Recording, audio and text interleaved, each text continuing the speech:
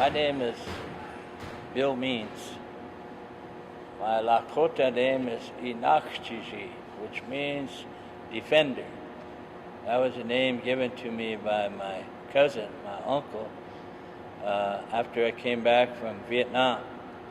They had a powwow for me and gave me that name. And then later, after Wounded Knee days,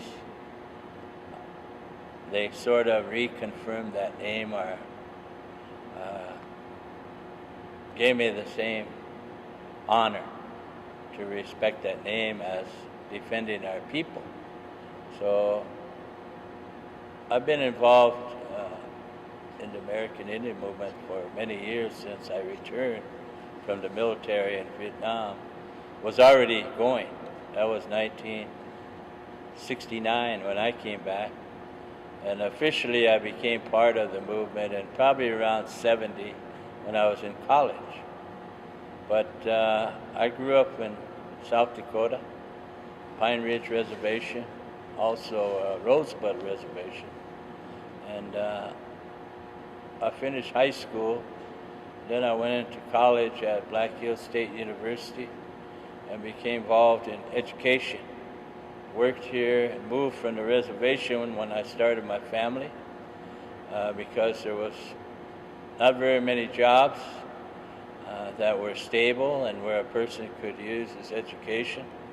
And so I decided to move here, Minneapolis, where AIM was strong, where there was a lot of Indian programs that served the community.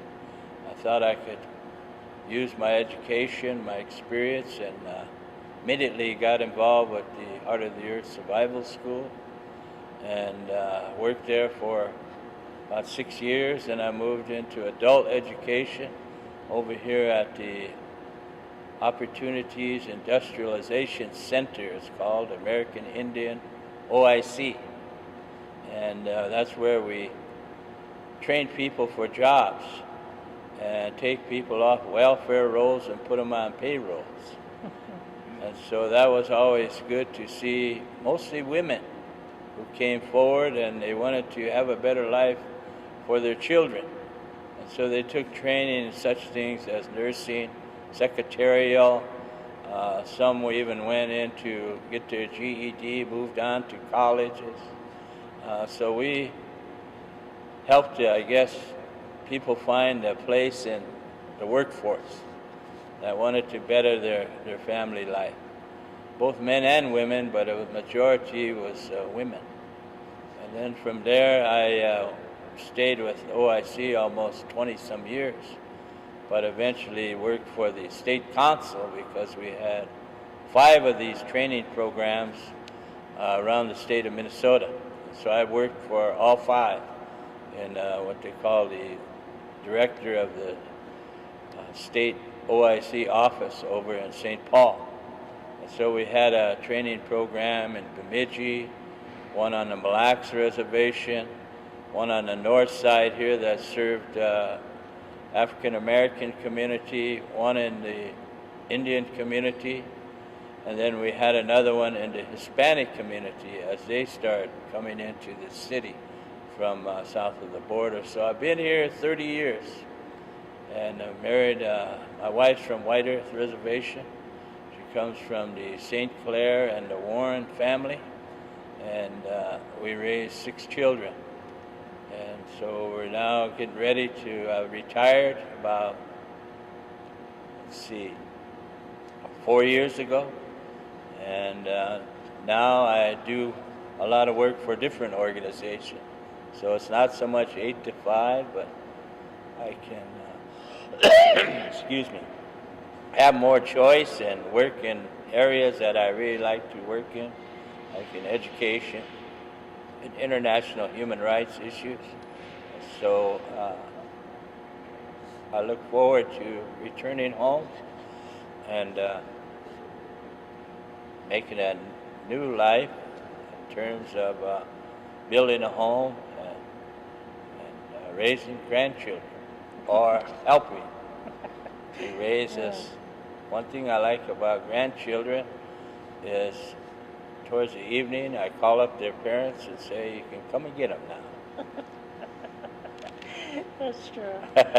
But it's quite an experience to be able to have your grandchildren around and be able to teach them and be able to see their minds are like sponges. I know this modern day communications, for example, my grandson came to me the other day. He says, "Grandpa, do you have a game on your phone?" And he's 5 years old. And I said, "No, I don't have a game on my phone." He says, "Well, download one," he said. He's only 5 years old. So are they learning the language? Matter of fact, he goes to a school here that just opened this year called Badote Learning Center, and they teach both Ojibwe and Dakota language immersion, which means that the language is taught throughout the day and in every classroom, not just a separate class. So it's pretty exciting to see us coming up in the education system where you were discouraged and sometimes forbidden from speaking your language, to now they teach the language all day in the school. So I'm glad to say and glad to experience that I saw this change in our lives as Indian people. Well, the American Indian movement was, they always say during the 70s especially, we came up in a different time, because I think when I joined AIM, it was a time of a lot of change in American society itself. You had the Black Civil Rights Movement, the Black Panthers. We had the Cesar Chavez fighting for the rights of field workers and farm workers. And we had the women begin to become organized for their rights. And so it was a time, and of course the big movement at the time was the anti-war movement. And I was directly experienced that because I went to Vietnam. I was drafted into the military, and I came back and people were fighting against that war. And it was a time, you might say, when the status quo was unacceptable to almost all people of all colors were involved in some kind of social change movement. And I think it was very exciting times. And AIM became part of that because our people had a lot of injustices. And so my first event, for example, was in a place called Gordon, Nebraska. There was a young man who worked on ranches who came from my home community at Porcupine on the Pine Ridge Reservation. His name was Raymond Yellow Thunder. And he was in a border town of Gordon, Nebraska, and the American Legion was having a dance one Saturday night, so these cowboys and farmers, they dragged him into this Legion Hall, Gordon, Nebraska, and they burned the bottom of his feet with cigarettes and made him dance Indian for the white ranchers and farmers. And then they dragged him out, stripped him from the waist down, dragged him out of the dance hall, beat him to death. And they found him 3 days later in a car, in a trunk. And so his mother and his grandma and them, they went to BIA, they went to the FBI, the U.S. Marshals. They called their congressman, they called their councilman, they called the tribal chairman. They couldn't get no help. So they came to American Indian Movement. And we had just organized our chapter. I was a college student. And so we started getting the people together, and some of the national leaders came in, like Reuben Snake and Louis LaRose. They're Winnebago leaders from Nebraska. And I believe Dennis Banks came, and Herb Paulus from Milwaukee, he's a Oneida. And of course my brother Russell Means, and he was there. And so we organized a caravan. We went to Gordon, Nebraska, and we held some hearings there to put on record for the U.S. Civil Rights Commission all these acts of discrimination, of racism that people were experiencing in this border town that really depended on the reservation for income, because a lot of the people that worked on a reservation were government employees or worked in education. They spent all their money, their paychecks in these border towns to get groceries and to get other needs of their family and their farms and their ranches. And so we went there to defend the rights of Raymond Yellow Thunder. Eventually, we got two brothers. Their name was Hare. They were indicted and actually tried and went to prison.